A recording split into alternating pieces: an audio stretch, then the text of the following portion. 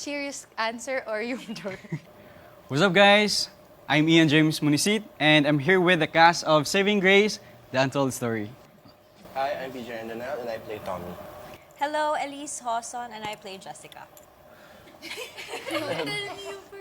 Hi, I'm Seba and I play Julius Fernandez. Hi, I'm Julia Montes and I play the role of Tran. Hi, my name is Ian. I play the role of Grace. Hello, ako si Jenica Garcia and I play the role of Sara Banaa. Hello, I'm Aya Fernandez, and I play the role of Ashley. Nice meeting you po. Hello. So my first question po is for Miss Julia Montes pa. Paano niyo po ginagawa para maging in character kayo since mabigat yung character niyo po as Ana Sarmiento? Serious answer or humor? Kahit ano po. Pag yung joke time, hindi.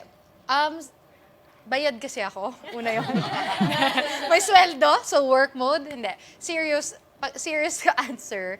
Siyempre, inaalam ko lang yung heart ng character. Like si Teacher Ana, marami siyang pinagdadaanan, marami siyang tinatago sa kwento.